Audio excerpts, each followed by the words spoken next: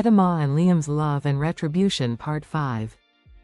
Adamah said, I remember everything about us. When I was pregnant, I blamed you. I would have rather given you the best of me and had your child, even if you didn't want it. But that rapist took what was not given to him, he took the best of me. My dad, she said, sniffling, I apologize. I shouldn't have blamed you. One day, Liam said, and began, smiling, we were together and couldn't keep our hands to ourselves. I was about to go mad. She looked at him, wondering why. He said, you fainted. I was worried about you, I wanted to run and leave you because I was scared. He looked at her and asked, did the doctor diagnose the cause of your fainting? Adamah said, no. Things with my father were not to par. Liam noticed her uneasiness and said, I thought you were dead when you fainted. That taught me a lesson. You were unconscious. Had it been someone else, he could have taken advantage of you. Looking at Adamah, he asked, when you got pregnant, I thought that guy profited from your vulnerability. Are you still like that? Passing out? Nodded no, she said, someone who sleeps with an unconscious person can sleep with a corpse, too. Let's drop this, it brought back bad memories. To leave the topic, she said, I would like to sit in your congregation to listen to your sermons when you preach. He said, okay, I'll email you some of my homilies. They continued talking until they reached the airport. The vehicle pulled up in front of the departure gate. She hugged him. He kissed her cheek. Make sure to call me when the plane lands. And please, take care of yourself, Liam. Try to communicate with your spouse, not only hear but listen to what she says to you. Be patient, okay, but I know the person I'm dealing with. Notwithstanding, I will attempt. That's all you have to do. Don't forget to call me when you arrive. I will. I'll miss you, Ada, you have no idea how much I'll miss you. He gazed at her, held her tightly in his arms, and kissed her on the lips this time. Ada, he said as if wanting more. A traffic policewoman was blowing her whistle and signaling her to move the car. I'll call you Ada. Go. He kissed her again before she entered her vehicle. Adamah reached home from the airport at a little after 6 o'clock. She went to the bathroom before going back to bed. Liam left several items in her bathroom and in her laundry basket. She nodded and sighed, as if wondering at the meaning of his actions. The phone started ringing. It was Liam. Hi, babe. I've already checked in. I'm sitting at the gate waiting for boarding. That was fast. At what time is your scheduled work time? I work from 3 to 11 and 11 to 7. I told you, have you forgotten? Yes, of course, I remember what you've said, but it was incomprehensible to work so many long hours every day, plus travel time. You are a human being, Liam. That's how it is, for now, anyway. Wow. How many hours of sleep do you have each day? It all depends on traffic and my schedule for the day. Sometimes I slept for 4 hours, sometimes 3. If I had something at the house that needed to be done, like paperwork and things of the sort, I didn't sleep at all until the following day. That's the reason, at times, I parked the vehicle so that I could take a nap. Wow. Please, Liam, take care of yourself because your body needs rest. God forbid if you have an accident while driving, or worse, what will happen? The bills will remain. He chuckled. Adamah said, I hope you decide on your usual hours. It's abnormal for someone to work such long hours, at least 3 or 4 times a week. What's your perspective? I mean, when are you planning to quit one of your employments? In 3 months, 6 months from now, or when? I have some cosmic bills to pay. As soon as I get rid of them, I'll quit one of the jobs, the 3 to 11. But my main concern at present is my peace of mind. I agree, everyone needs peace. I pray that the good Lord gives you inner peace. Goodbye. Adamah woke up to the first ring of her cell phone. Looking at the clock, it's 10:30 in the morning. She jumped up and sat on the bed, but had planned to sleep until 8:30 or 9 o'clock, not 10:45. Picking up the phone, she said, hello, it was Ashlyn. How are you? I'm okay. How are you, Lynn? I planned to call you this morning, but sleep overtook me. It's okay. I guess Liam will visit you today. She didn't let Adamah answer, but Ashlyn said, so, I'll be seeing you later. I don't think they are coming. I'll be there around 3 o'clock this afternoon. Adamah's phone started to ring. Lynn, please, give me a minute, someone is on the line. Please, hang on. A few seconds later, Amanda reconnected with Ashlyn. Ashlyn asked, at what time is he visiting you today? He went back home. In Florida, did you say?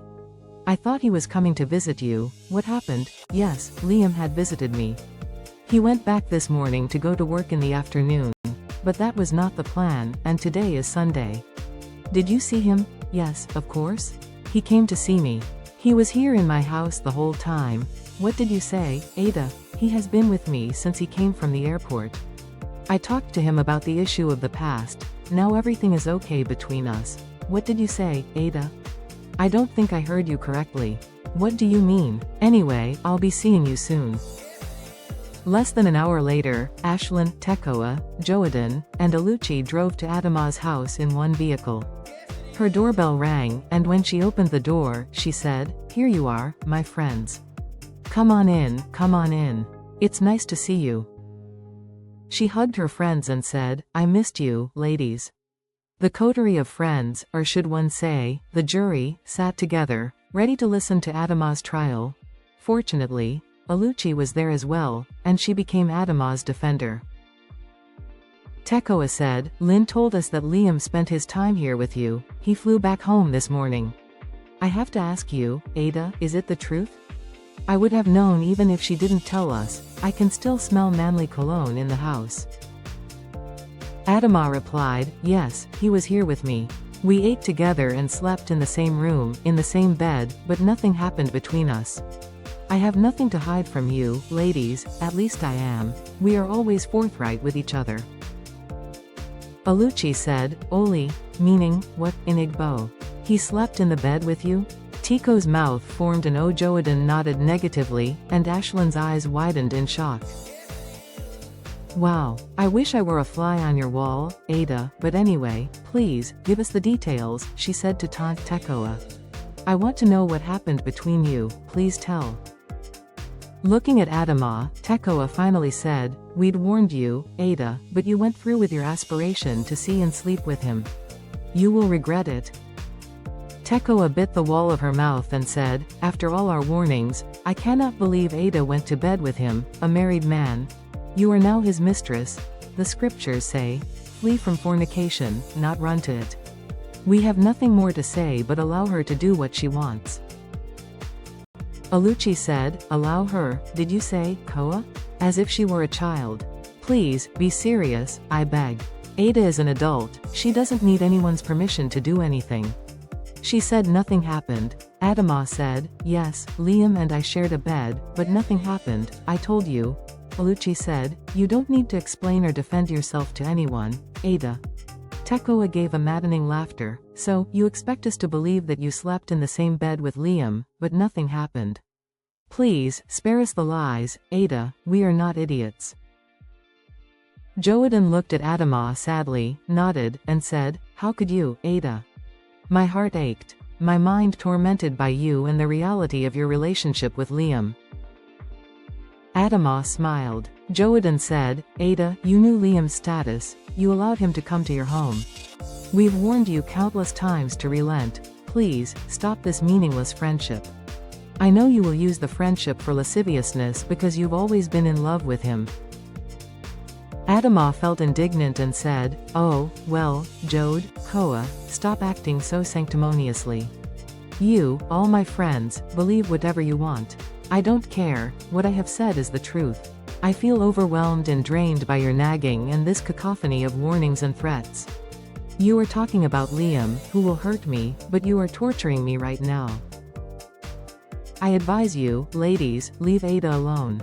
Tekoa wrinkled her nose. Aluchi continued, she's not a child but an adult. It's her prerogative to make her own decisions and mistakes. Ada is a strong woman. The past foreshadows the future, so we are trying to help her avoid foreseen mistakes. Besides, what she's attempting to do is spiritual destruction, so relent before it's too late. We have given you multiple warnings, but you have failed to listen and honor the law of God, Tekoa said. Adamah was so upset that she inhaled and exhaled to calm herself. You don't recognize the spiritual danger of lying in bed with a man who is not your spouse, but someone else's. Ashlyn agreed by a nod. The environment alone is an entrapment to inspire and encourage him to make advances and subdue you. You will fall. The enemy will have a heyday with you, he will applaud his success. Remember, we've warned you. The choice is yours. Alucci affirmed, Ada, I trust you. In the brief time I've known you, your honesty shines through. I truly believe that nothing of a sexual nature transpired between you and Liam. If you had something to conceal, you wouldn't have disclosed the truth about Liam being in your house and sharing your bed. Tekoa replied, Alucci, you know not the history of Ada and Liam. If they slept in a bed, she didn't throttle him in the middle of the night, then they made love together. However, whatever she did or didn't do was their choice. Tekoa turned to look at Adamah and said, It's okay, Ada, my dearly beloved friend. She smiled farcically and said, I am taking the back seat to better view the happenings. Smiling derisively again, Tekoa said, Our friend is incorrigible. Liam will hurt you again and again. When it seems you are ungainly, because what matters to him doesn't go according to his detailed plans, he will lose ground and say or do things to shake you out of your foundation to transform you into himself. Satan did it. Adamah looked at her furiously. Tekoa continued, Believe me, I will turn my heart into stone when things become sour. You will receive pouring adulations from me as you acquire what you sought. Adamah didn't want to listen to Tiko's warning, so she went into the kitchen, took a tray of finger sandwiches she had prepared before the latest visit, and placed the tray in front of them. Then, she returned for the drinks. All eyes were on her while going back and forth. Ashlyn said, Not even death can sunder Adamah and Liam's relationship, however, you have to stop this obsession. Adamah looked at her, and then Ashlyn said, Okay, I apologize. I should have said disassociate, it's more appropriate. Adamah was trapped in a harsh tornado of humiliation. Her eyes puddled with unshed tears. Looking at her friends, she contemplated the words she could have articulated, but she refrained and said, I can no longer do this with you, ladies. I'm tired of defending myself to you. Tekoa bit the wall of her mouth, but stayed mutely. Adamah said, From the beginning, knowing that Liam and I had become friends, you have tossed and beaten me. I have no stability to endure more torment. Looking around her, she said, Indeed, you want the best for me, and so do I, so let the subject be. Alucci had never bitten her tongue, voiced whatever resonated correctly in her mind. She said, What you are trying to do, ladies, is beyond your control. Ada understands your perspective. Initially, Liam hurt her, but they were children's sweethearts when he took a wrong turn. Tekoa kept biting her mouth wall. Alucci said, Now Ada is trying to understand why, but you are all upset about it. They talked. She forgave. All is well. Smiling, Alucci said, I emulate my grandmother. I study things and leave them alone. One thing I have to tell you, Ada, is that you act with circumspection. Be careful, oh, more ideally, listen to your friends. Looking at the sandwiches, she said, I want to chop, meaning she wanted to eat. Adamah's phone rang. She didn't screen the call but said, Hello. Hi, Ada, how are you? I sent you a message when the plane landed, but you didn't reply. I apologize. After speaking with you, I fell asleep. I didn't check my messages when I woke up. She put the call on speaker, and everyone listened. It was nice to see and talk to you, Liam. I apologize again for my behavior, but we had a lot of fun together. By the way, I'll send you the title of the movie I wanted us to watch. Yes, it was nice to see you, too, Ada. I'll be waiting for the movie's title. Please take care of yourself, I mean, eat a little more. Thanks for your forgiveness and friendship, I appreciate it. You are so much fun when you're not upset. I'm on my way to work, I'll talk to you later. Okay, Liam, please drive safely. Don't forget that you need to sleep. Everyone smiled at her because they didn't hear any romantic words from either Adamah or Liam, especially since Liam didn't know if Adamah's friends were there. Ashlyn said, after hearing your conversation with Liam, I don't believe anything romantic happened or is going on with you. However, if something develops between you two, I will circumvent it because I have said my piece countless times. Ashlyn said, you are an adult. Please remember that unseen eyes are observing you and keeping records. You are determined to venture your heart and peace of mind to be with Liam. If you refuse to listen to reason, when massive waves of trouble surge and turn into tsunamis in your life, it will not be a hallucination, but facts. Adamah closed her eyes. Ashlyn added, life is ephemeral like a flower's petal to some.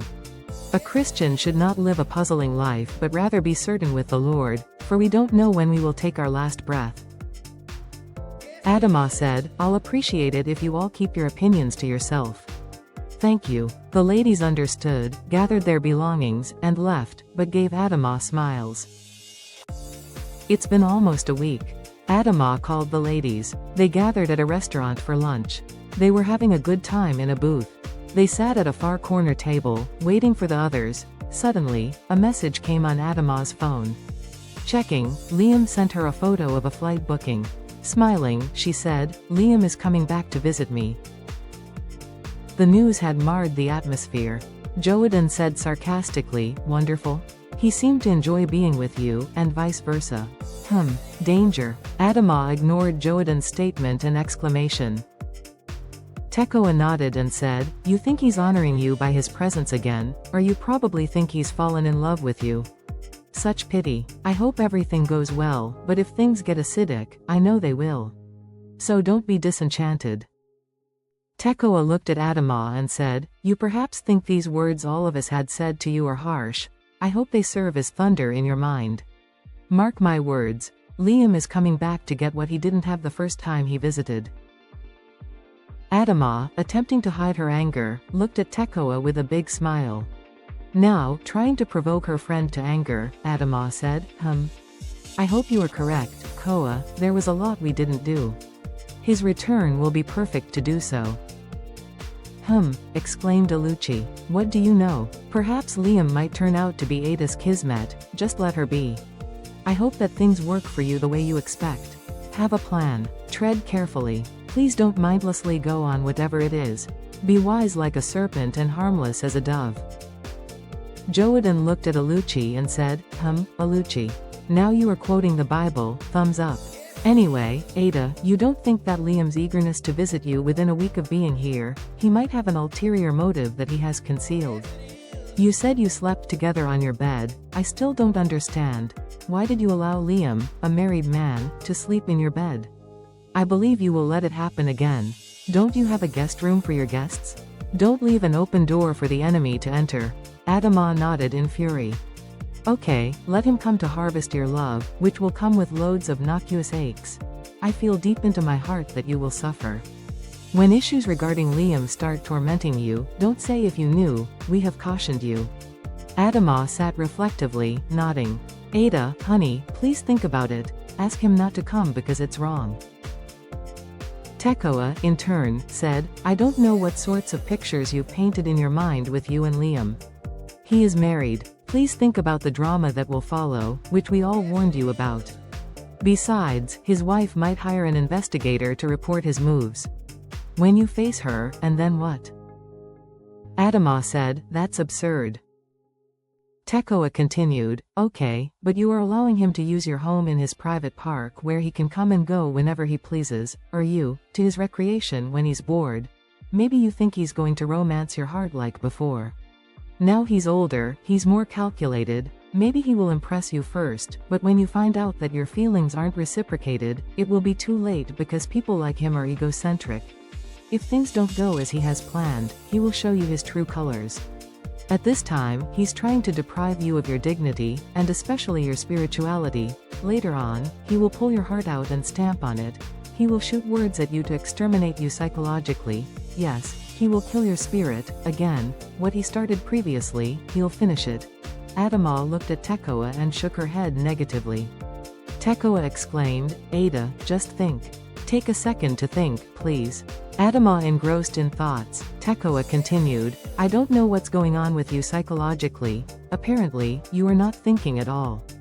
You haven't learned anything from your experience with Liam, or perhaps you have suffered from amnesia.